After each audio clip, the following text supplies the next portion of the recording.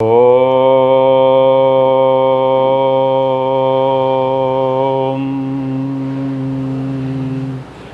വസുദേവസുതം ദേവം കംസചാണൂരമർദ്ദനം ദേവകീ പരമാനന്ദം കൃഷ്ണം വന്ദേ ജഗദ്ഗുരും. ശരണമയ്യപ്പ. ഹരേ ശ്രീ ഗുരുഭ്യോ നമ. എല്ലാ പ്രിയ സജ്ജനങ്ങൾക്കും നൂറായിരം സ്നേഹാശംസകളെ. നമ്മൾ ഈ ധർമ്മശാസ്ത്ര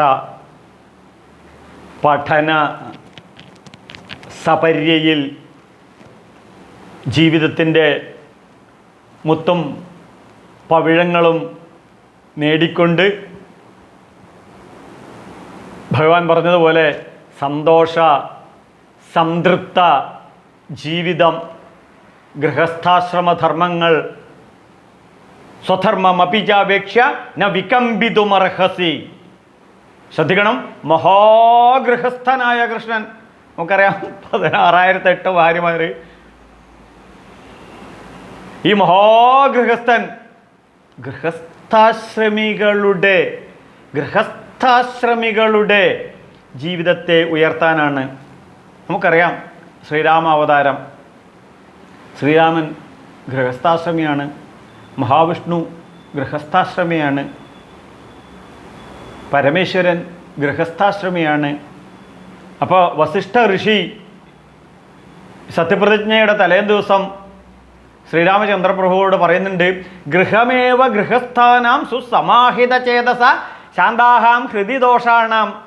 വിജന വനഭൂമിയെ, വിജനമായ വനഭൂമിയിൽ ഋഷീശ്വരന്മാരനുഭവിച്ചറിഞ്ഞ ആ സത്യസാക്ഷാത്കാരം, ആ മനസ്സിൻ്റെ സന്തോഷത, ആ മനസ്സിൻ്റെ സംതൃപ്ത ജീവിതം രാമാ നീ കുടുംബത്തിലിരുന്നു കൊണ്ട് ആസ്വദിക്കണം.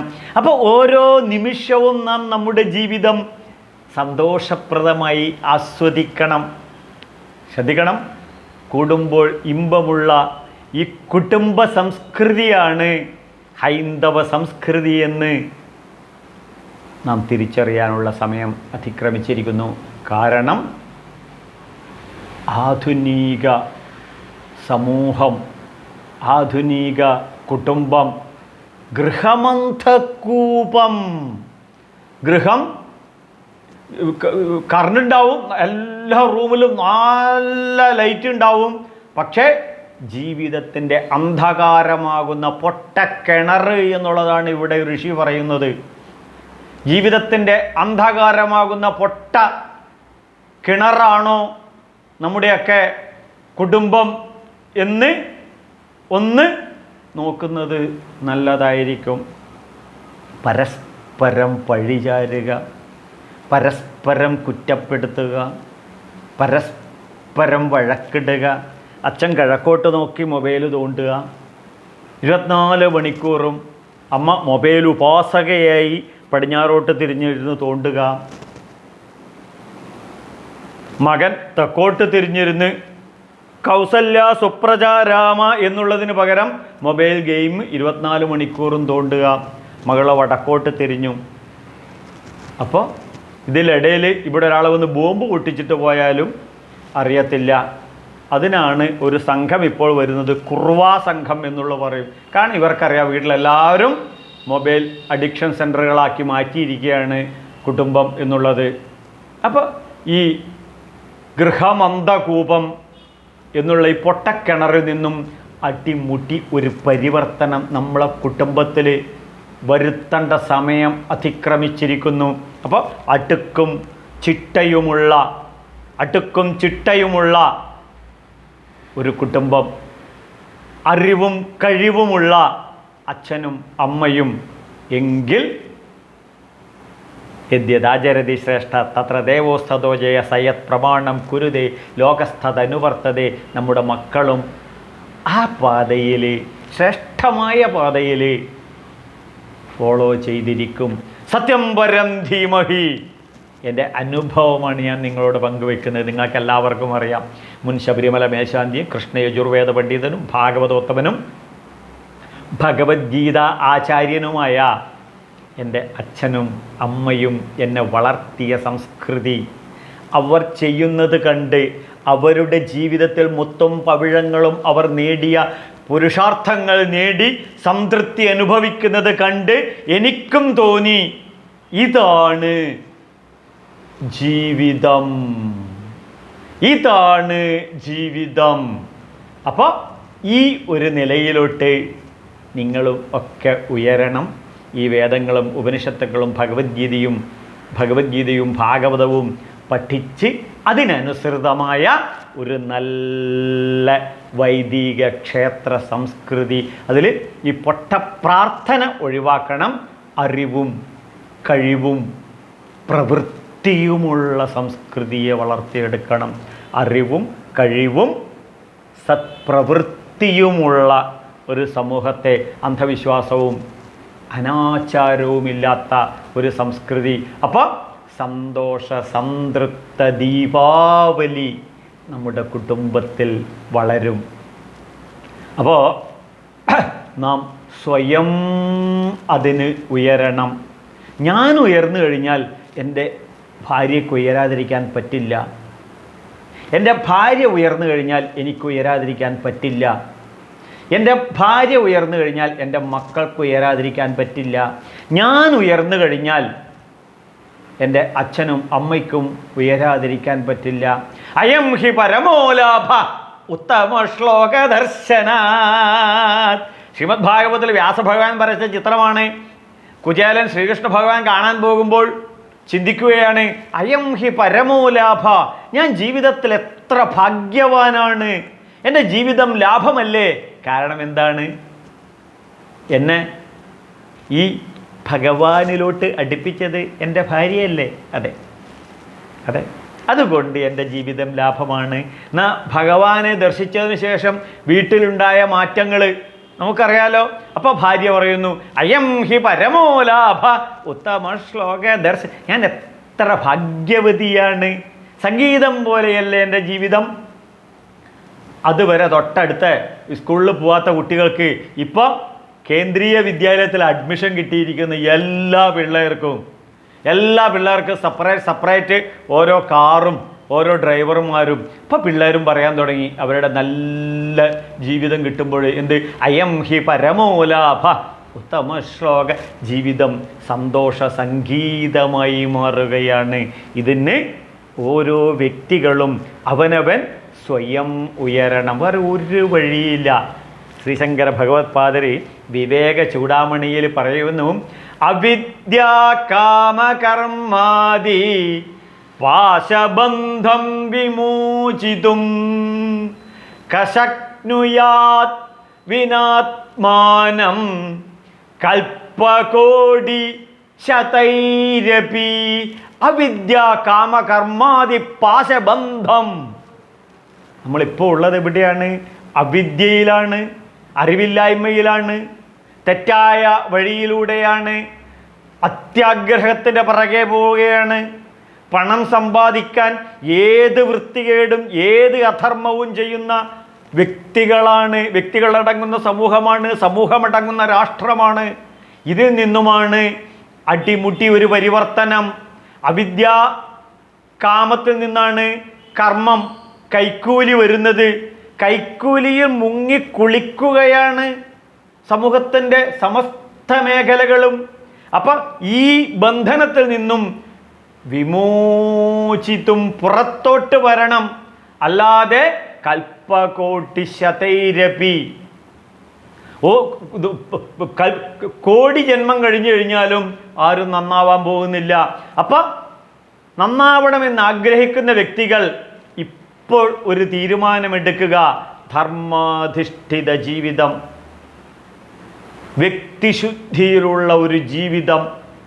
അതിന് കട്ടുമുട്ടിക്കാനും വെട്ടിപ്പിടിക്കാനും തട്ടിപ്പറിക്കാനും ചതിക്കാനും വഞ്ചിക്കാനും വ്യഭിചരിക്കാനും വ്യഭിചരിപ്പിക്കാനും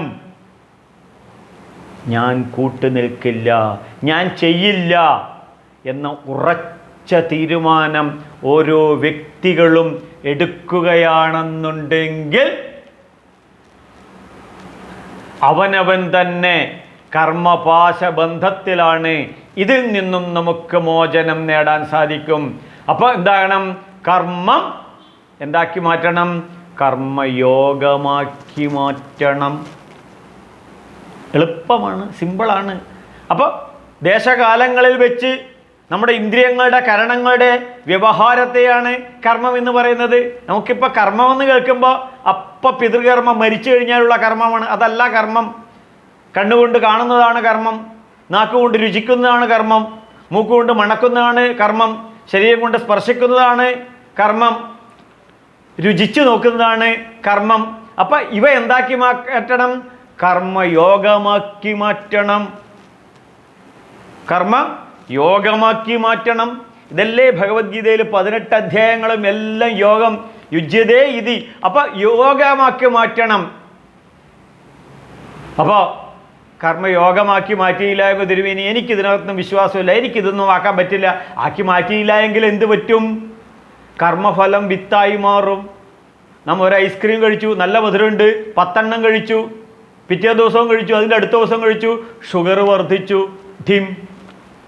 കണ്ണൂർ ഇതിനിടെ ഒരു പയ്യൻ ഓടിച്ചാടി കളിച്ചു വന്ന് വലിയ കുപ്പി ഫ്രിഡ്ജിൽ നിന്ന് എടുത്ത് പെപ്സി കുടിച്ച് നല്ല മധുരം കുടിച്ച് നല്ല കർമ്മം കുടിച്ച് അവസാനം ഒന്ന് കുടിച്ചു, ആ കർമ്മഫലം വിത്തായി, വീണ്ടും കുടിച്ചു, മരിച്ചു. കുടിച്ചു എന്ന് പറഞ്ഞാൽ മലയാളിക്ക് വളരെ പെട്ടെന്ന് മനസ്സിലാവും. കർമ്മം പോയി ബിവറേജ് ക്യൂവിൽ നിന്ന് ഈ വിഷം, ഈ പോയിസൺ വാങ്ങി ചാരായം കഴിച്ചു. അപ്പോൾ കർമ്മഫലം എന്തായി? വിത്തായി മാറി. വീണ്ടും കുടിച്ചു. അവസാനം കരളും പോയി, കിഡ്നിയും പോയി, സർവ്വ അവയവങ്ങളും പോയി, ന്യൂറോ സിസ്റ്റവും പോയി, ജീവിച്ചിരിക്കുന്ന ശവമായി മാറി. ഇല്ലേ? അപ്പം കർമ്മഫലത്തിൻ്റെ വിത്തായി മാറും. ഒരു സിഗരറ്റ് വലിച്ചു, ഒന്നുകൂടെ വലിച്ചു, പിന്നെ ചെയിൻ സ്മോക്കറായി, കിഡ്നി അടിച്ചുപോയി, ശ്വാസകോശത്തിന് ക്യാൻസർ, കിഡ്നി അടിച്ചുപോയി, പുഴുത്ത് നരകിച്ച് ലോകത്താർക്കും വേണ്ടാത്തതായി മാറും. അപ്പം കർമ്മഫലം എന്തായി മാറും? വിത്താവും. വീണ്ടും റിപ്പീറ്റ് ചെയ്യും. അവസാനം ഏതിൽ ചെന്നവസാനിക്കും? പരമദുഃഖത്തിൽ ചെന്നവസാനിക്കും. ഇപ്പോൾ നമ്മൾ കാണുന്നുണ്ട് പ്രേമം, ദിവസേന പ്രേമിച്ച് അവസാനം പോയിട്ട് കൊലപാതകത്തിലെത്തുന്നു. അപ്പോൾ കർമ്മഫലം, കർമ്മത്തിന് കർമ്മഫലം ഉണ്ടാവും. ആ കർമ്മഫലം എന്താവും? ഈ കർമ്മം വീണ്ടും റിപ്പീറ്റ് ചെയ്യാനുള്ള വിത്താവും. എല്ലാ കർമ്മഫലവും എവിടെ എത്തി മാറും? ദുഃഖത്തിൽ. ചൊറിയുമ്പോൾ നല്ല സുഖം, കർമ്മഫലം വിത്താവും. വീണ്ടും ചൊറിയും. അവസാനം കുളിക്കുമ്പോഴായിരിക്കും നീറ്റലുണ്ടാകുന്നത്. അപ്പം കർമ്മം എന്താക്കണം? കർമ്മഫല കർമ്മയോഗമാക്കണം. അപ്പോൾ യുജ്യതേ എന്തുമായിട്ട്? ശ്രദ്ധിക്കണം, ഇവിടെയാണ് നോട്ട് ദാറ്റ് പോയിന്റ്. സച്ചിദാനന്ദ സ്വരൂപമായ അന്തരാത്മാവായ കൃഷ്ണനിലോട്ട് യോജിക്കണം. യുജ്യതേ ഇതി യോഗ. യോജിക്കണം. ഏതിനോട്? സച്ചിദാനന്ദത്തിനോട് യോജിക്കണം. ശ്രദ്ധിക്കണം, ഒരു തുള്ളി വെള്ളം സമുദ്രത്തോട് ചേർന്ന് കഴിഞ്ഞാൽ സമുദ്രമായി മാറി. ഒരിറ്റു പാലിനോട് ചേർന്ന് കഴിഞ്ഞാൽ മുഴുവൻ പാലായി മാറി. ഇതുപോലെ തേനീച്ചകളുടെ ചുണ്ടിലുള്ള ഒരു തേൻ സമുദ്രത്തിലോട്ട് ചേരുമ്പോഴേക്കും എന്തായി മാറും? മധുസമുദ്രമായി. അതുകൊണ്ട് മധുസൂദനനായി മാറണം. മധുസൂദന ഉപാസനയിലൂടെ. മധുവത് സൂയതേ ഇതി മധുസൂദന. മധുസൂദനം എന്നുള്ള വാക്കിൻ്റെ അർത്ഥം അതാണ്. ഏതെങ്കിലും മധുസൂദനന്മാരുണ്ടെങ്കിൽ ഇത് പറഞ്ഞു കൊടുക്കണം. പ്രപഞ്ചത്തിലെ സർവ സന്തോഷത്തിൻ്റെയും സർവമാധുര്യത്തിൻ്റെയും സർവമധുരത്തിൻ്റെയും ഹെഡ് ഓഫീസാണ് ഭഗവാൻ. അതുകൊണ്ടാണ് മധുസൂദനൻ എന്ന് പേര് വരാൻ കാരണം. അപ്പോൾ ഈ സച്ചിദാനന്ദവുമായി, ഈ മധുസമുദ്രവുമായി ചേരുമ്പോൾ നമ്മളും മധുവായി മാറും. അതുകൊണ്ട് കർമ്മം എന്താക്കി മാറ്റണം? കർമ്മയോഗമാക്കി മാറ്റണം. നമുക്കറിയാം, ഇത് ശ്രീമദ് ഭഗവത്ഗീതാസ്തു ഉപനിഷസ്തു ബ്രഹ്മവിദ്യയാം യോഗശാസ്ത്രേ. ഇതിനെ ശാസ്ത്രീയമായി യോജിപ്പിച്ചു കഴിഞ്ഞാൽ ജീവിതം സച്ചിദാനന്ദമായി മാറും, ജീവിതം സന്തോഷ സംതൃപ്തമാക്കി മാറ്റും. അപ്പോൾ യോഗമാക്കിയാലോ കർമ്മഫലം, കർമ്മപ്രതിഫലവും ഈശ്വരാനുഭൂതിയായി, ഈശ്വര അനുഗ്രഹമായി, ഈശ്വരൻ നമുക്ക് അനുവദിച്ച് തന്ന, നമ്മളെ അംഗീകരിച്ച് നമ്മുടെ കഴിവിനെ അനുസരിച്ച് നമ്മുടെ ഭഗവാൻ നമുക്ക് നൽകുന്ന ഈശ്വരീയ അനുഭൂതിയായി മാറും. നമുക്കതിന് അർഹതയുണ്ടെങ്കിൽ നമുക്ക് എല്ലാം നമുക്ക് നൽകും. ഇതാണ് കൃഷ്ണൻ ധ്യാനയോഗത്തിലെ 5-ാമത്തെ അധ്യായത്തിലെ നമുക്കറിയാം, ഉദ്ധരേതാത്മനാത്മാനം നാത്മാനം അവസാധ്യതേ, ഉദ്ധരേതാത്മനാത്മാനം ഉദ്ധരേതാത്മനാത്മാനം നാത്മാനമവസാദയേ ആത്മന്യേഹാത്മനോ ബന്ധു ആത്മന്യേ വാത്മനോ ബന്ധു ആത്മന്യേ രിപുരാത്മനാ. നിന്റെ ആത്മാവിൻ്റെ, നിന്റെ ബന്ധുവും നിന്റെ ശത്രുവും പുറമേ അല്ല. കൃഷ്ണൻ പറയുന്നു, നിന്റെ ബന്ധുവും നിന്റെ ശത്രുവും നിന്നിലാണ്. അതുകൊണ്ട് നീ സ്വയം ഉയരണം. ഉദ്ധരേതാത്മനാത്മാനം, സ്വയം ഉയരണം, സ്വയം വളരണം. മരുന്ന് സ്വയം കഴിക്കണം, ബ്രേക്ക്ഫാസ്റ്റ് സ്വയം കഴിക്കണം, ദാഹിക്കുമ്പോൾ വെള്ളം സ്വയം കഴിക്കണം, ശ്വാസം സ്വയം വലിച്ചെടുക്കണം. എങ്കിൽ മാത്രമേ സ്വയം ഉയരണം. അപ്പോൾ ശ്രദ്ധിക്കണം, ഈ ദേവത്വത്തിൽ നിന്നും അസുരത്വത്തിൽ നിന്നും ആസുരീകത ജീവിതത്തിൽ നിന്നും ദൈവീകതയിലേക്ക് നമ്മളെ പിടിച്ചുയർത്തുന്നതാണ് ദേവാസുര സമ്പദ് വിഭാഗ യോഗം. കൃഷ്ണൻ പറയുന്നു, എന്താണത്? ആസുരീകതയിൽ നിന്നും ദൈവീകതയിലേക്കാണ് നമ്മുടെ ജീവിതത്തിനെ ഉയർത്തേണ്ടത്. ആസുരീകത, ഡിസ്ട്രോയിഡ് ക്രിമിനൽ ആറ്റിറ്റ്യൂഡിൽ നിന്നും ക്രിയേറ്റീവ് ആറ്റിറ്റ്യൂഡിലോട്ട് നമ്മൾ ഉയരണം. നമ്മൾ പഠിച്ചല്ലോ, ആത്മന്യേരാത്മനോ ബന്ധു ആത്മന്യേ രിപുരാത്മന. നിന്റെ ശത്രുവും നീ തന്നെയാണ്, നിന്റെ ബന്ധുവും നീ തന്നെയാണ്. ശ്രീരാമകൃഷ്ണ പരമഹംസർ പറയും, കത്തി അത് അടുക്കളയിൽ ഉപയോഗിക്കുന്നതാണെങ്കിൽ സാമ്പാറിന്, അവിയലിന്, പുളിശ്ശേരിക്ക് ഒക്കെ വെണ്ടക്കയും വഴുതനങ്ങയും കുമ്പളങ്ങയും തക്കാളിയും സവോളയൊക്കെ കട്ട് ചെയ്യാൻ നമുക്ക് ഉപയോഗിക്കാം. നല്ല രീതിയിൽ പിച്ചാത്തി ഉപയോഗിക്കാം. ഇതേ പിച്ചാത്തി തന്നെയാണ് ആസുരീക ചിന്താഗതികളുള്ള, നെഗറ്റീവ് ചിന്താഗതികളുള്ള, ഡിസ്ട്രോയിഡ് ആറ്റിറ്റ്യൂഡിലുള്ളവർ, രാഷ്ട്രീയ അന്ധതര്, വർഗീയ വിഷം തുപ്പുന്ന വർഗീയവാദികൾ. ഈ കത്തി തന്നെയാണ് കൊലപാതകത്തിനും ഉപയോഗിക്കുന്നത്. നമുക്കറിയാം, അഗ്നി, അടുക്കളയിൽ ഗ്യാസ് കത്തിച്ച് കഴിഞ്ഞാൽ തീ ഉണ്ടെങ്കിൽ നമുക്ക് എന്തുണ്ടാക്കാം? ചായ, ചോറ്, അവിയൽ, സാമ്പാർ, പുളിശ്ശേരി, പായസം. ഞാൻ കഴിക്കുന്നത് എന്താണെങ്കിലും അതിലെനിക്ക് പറയാൻ പറ്റുള്ളൂ. ഈ സാധനങ്ങളൊക്കെ നമുക്ക് ഉണ്ടാക്കാം. ഇതേ അഗ്നി തന്നെയാണ് കത്തിച്ച് ചാമ്പലാക്കാനും ഉപയോഗിക്കുന്നത്.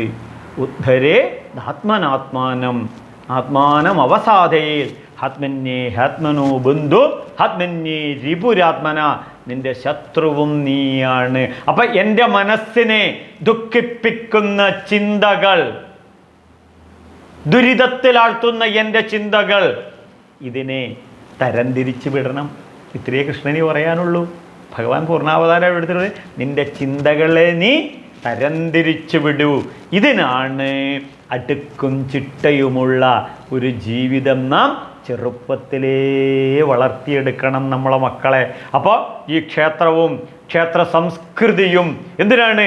ചിത്തസ്യ ശുദ്ധയോ കർമ്മ നതുവസ്തുപലഭ്യതേ വസ്തുചിതിർവിചാരേണ ന കിഞ്ചിത് കർമ്മകോടിഭി.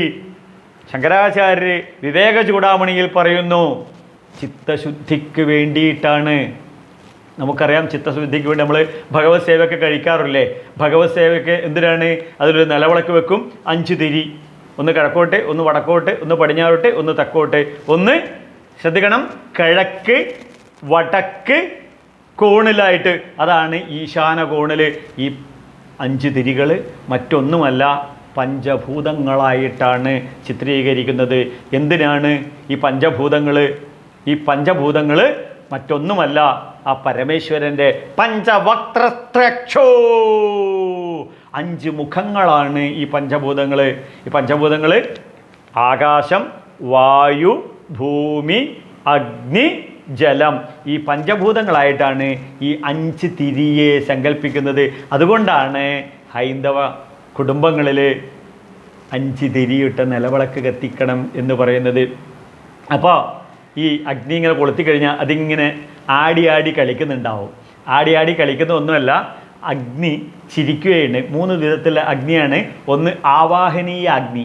ആവാഹനീയ അഗ്നി ഈ പൂജയ്ക്ക് ഇതിനൊക്കെ നമ്മൾ ഉപയോഗിക്കുന്നത്, യാഗത്തിനൊക്കെ ആവാഹനീയ അഗ്നി. പിന്നെ ഒന്ന് ദക്ഷിണാഗ്നി, തെക്കോട്ട് തിരിച്ച് ഒരു തിരിവെക്കും, ജ്ഞാനത്തിൻ്റെ പ്രതീകമായ ദക്ഷിണാമൂർത്തിക്കായിക്കൊണ്ട്. അപ്പം ജ്ഞാനാഗ്നി, ദക്ഷിണാഗ്നി, അതാണ് ജ്ഞാനാഗ്നിയായ ത്രക്ഷോ, ശിവൻ്റെ തൃക്കണ്ണായിട്ട് സങ്കല്പിക്കുന്നത്.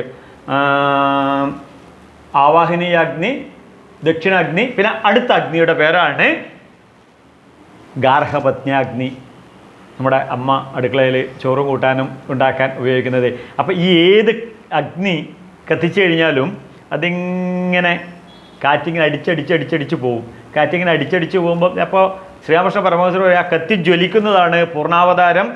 ആ ശീലുകളിങ്ങനെ ആടിയാടി മുകളിലോട്ട് പോകുന്നതാണ് കലാവതാരം.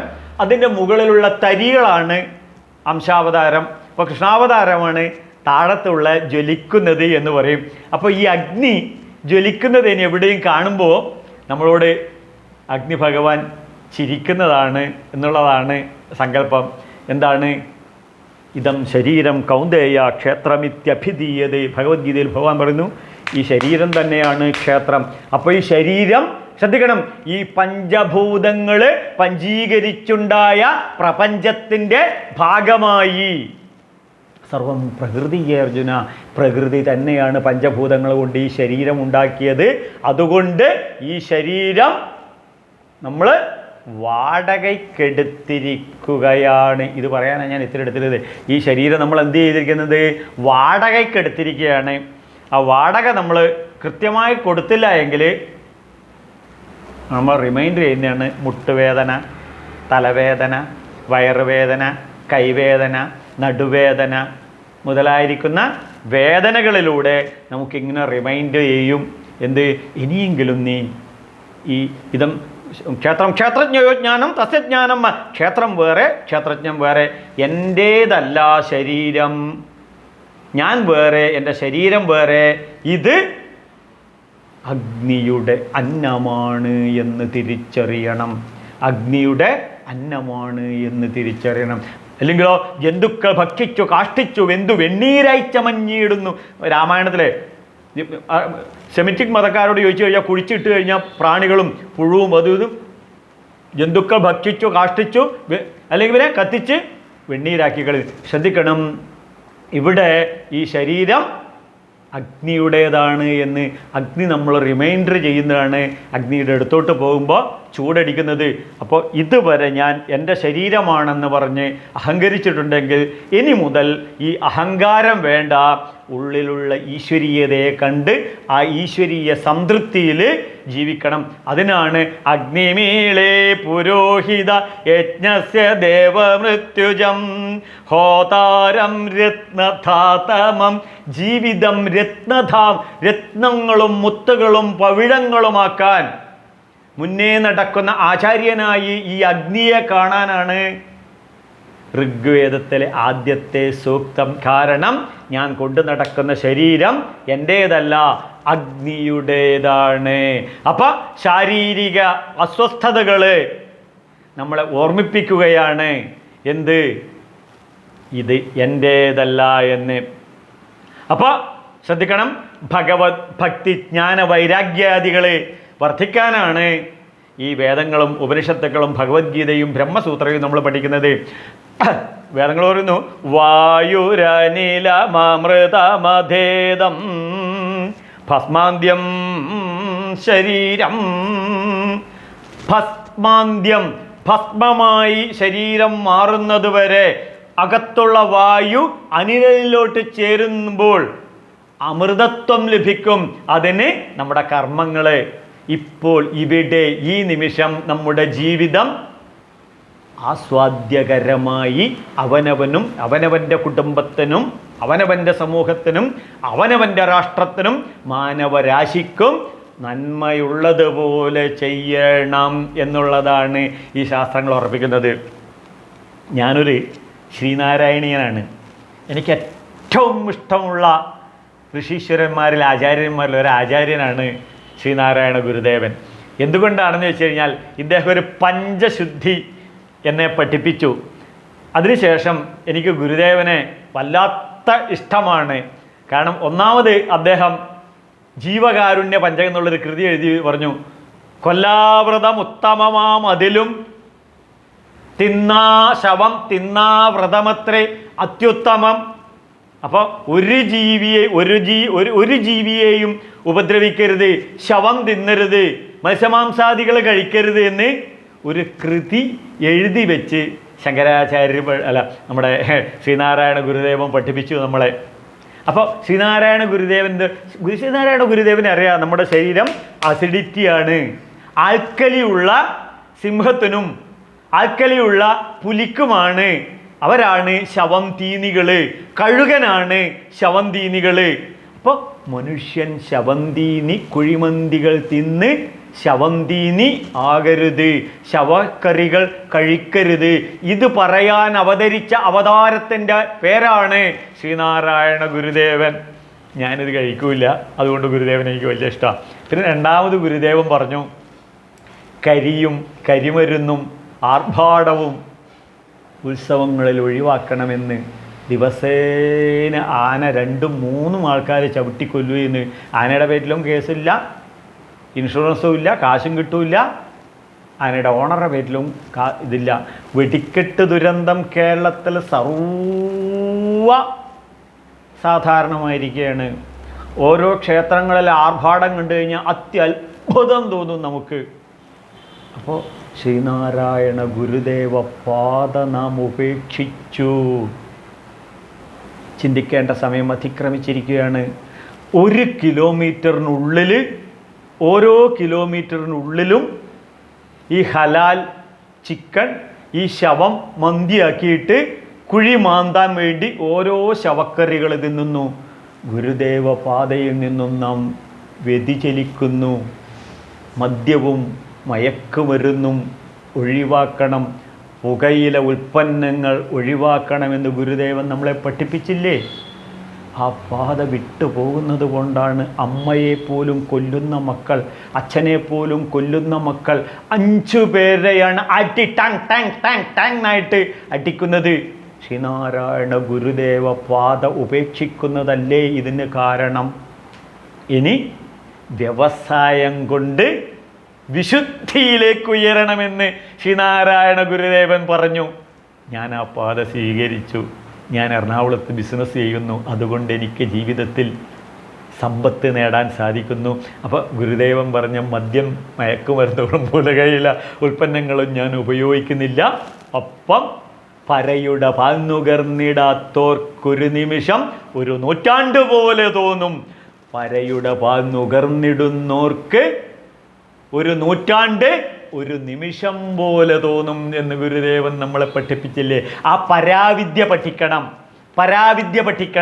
ഗുരുദേവ കൃതികൾ പഠിക്കണം. ഇതിന് ഗുരുദേവൻ പല ചടങ്ങുകളെക്കുറിച്ച് അല്ലെങ്കിൽ പറഞ്ഞുകൊണ്ടിരിക്കുമ്പോൾ മരിച്ചാൽ എന്താ ചെയ്യേണ്ടതെന്ന് ഗുരുദേവനോട് ചോദിച്ചു. ഗുരുദേവൻ പറഞ്ഞു, ഈ എണ്ണയാട്ടുന്ന ചക്കുണ്ടല്ലോ, എണ്ണയാട്ടുന്ന ചക്കിൽ കൊണ്ടിട്ട് ആട്ടിയെടുത്ത് അത് തെങ്ങിന് വളമാക്കിയിടണമെന്ന്. ഇതാണ് പഞ്ചശുദ്ധികൾ. ഇതെഞ്ചും ഞാൻ ജീവിതത്തിൽ പ്രാവർത്തിക്കുന്നത്. കാരണം ഈ അഞ്ചാമത് പറയുന്നതാണ് ഗുരുദേവൻ അദ്വൈത വേദാന്തം.